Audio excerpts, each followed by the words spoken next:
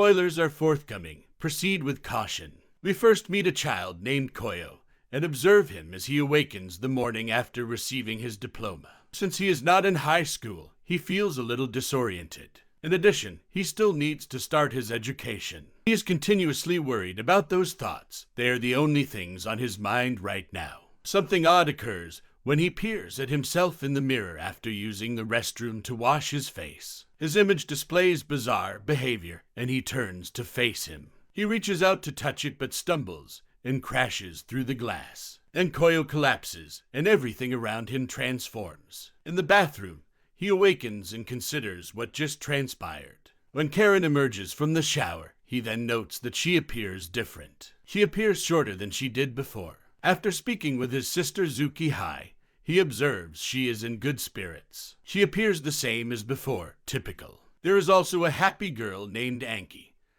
who has a doll-like appearance and is typically quiet and emotionless. But now, which is also odd, she looks content and talkative. He can't handle it, so he leaves his home to breathe fresh air and relax. He tries to contact Nabu, a vampire, but receives no response. Then he goes to a nearby shrine to communicate with the ghost of a female named Haku, who passed away in a vehicle accident, but the ghost also appears odd. In his conversation with her, he describes how strange everything has been for him since he awoke, and how people in reality seem somewhat altered. The streets of the metropolis have changed. The previously left is now correct. Even the words he can see appear to have been written backward. Heikuchai tells him that he entered the mirror world, which is why everything occurs. She then explains to him that because vampires do not have reflections, the mirror world is the cause of Shinobu's failure to return his call. She, therefore, presumably doesn't exist here. She also explains that she is not a spirit in this universe since she survived the car accident. Therefore, everything in this mirror universe is just the reverse of what it ought to be. Describes how Koyomi's issue might have a solution.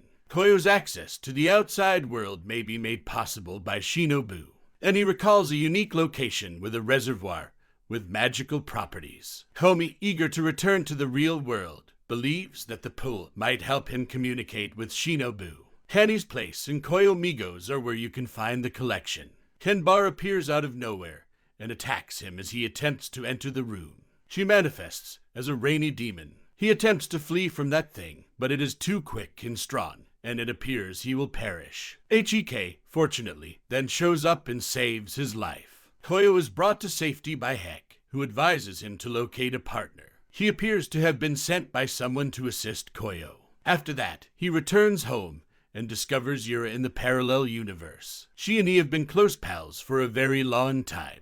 They chat while they loiter. She asserts that she is content in this universe, but something about it seems as if it weren't real. Komi returns to the sanctuary after that. He discovers Hachikachai there, along with Nako. Nako appears different in this universe as well, and she explains to Komi how the universe operates. Hibaru's surprise assault on Koyo caught him off guard. She held her primate paw in her left hand rather than her right. It didn't have a reflection. Nako describes how the situation is inverted rather than mirrored. She explains how people's dark inner personalities and desires are revealed in this universe. Everyone behaves strangely and has a unique appearance because of this. Tsukihai, his sister, for instance, has no hidden wants, which explains why she doesn't appear any different in this. On the other hand, Kenbaro has a sinister side to him that she tries to contain, but manifests in this reality. The mirror universe is counterparts for people from the real world.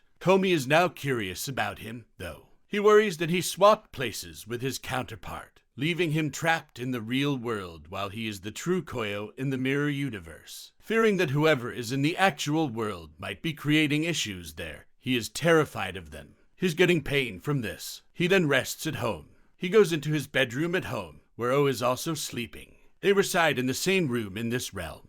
The topic of reflections is discussed. According to OS, mirrors only sometimes reflect all the light, and the image is always a little less vibrant than the original. Kaio considers it before drifting off to slumber, but his sleep is brief. Ayaki quickly wakes him up and offers to show him where Shinobu is. She appears different now than she did that morning, by the way. She noticed, so her visage was once again expressionless. Previously, Komi oddly responded to her. She drives Komi to the set and takes him to see Shink. Actually, in real life, that is a closed institution. They look inside for Shinobu and discover her there. She is found by them concealed behind a curtain, and she appears to have assumed a human shape. He is cautioned by Shinobu about the perils of this realm, and advised to leave it right away. She claims that his time there will impact those who also reside in the mirror world. Ayaki experienced precisely that after altering her personality to appease Koyo. There are many strange things and paradoxes in this bizarre universe. If others figure out what's happening, the universe's equilibrium will be destroyed, and many issues could arise. Shink informs him that she will be unable to assist in his return. However, there is a feature of that pool that could be advantageous. Yumi abruptly develops suicidal thoughts as he converses with Shino. After Anki informs them that the time is up, they bid Shino farewell and leave the palace. It comes out that no one can stay too long close to Shinobu.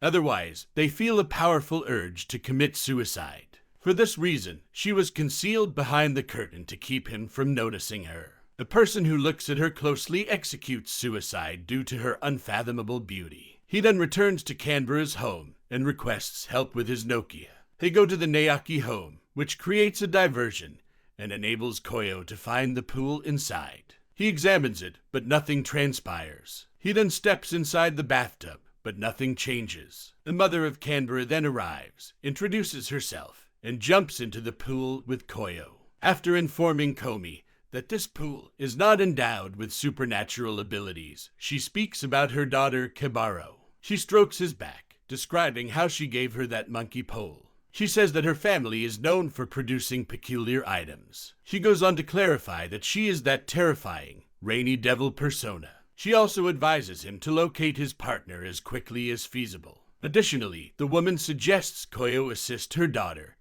when the time comes. She then vanishes after that. He then experiences discomfort and regrets the woman's harsh scritching of him. Words are written on his back as he examines himself in the reflection. He received a note from her that read, Natsu High School. After meeting Anki, they come up with a strategy. Anki is tasked with finding Hiku after Kyumi declares that he will attend secondary school. Komi is curious as to who sent her to save him. Whenever he battled Kibaro, he then travels to the school to pay a visit, but since he needs to blend in, he first returns home to wear his school uniform.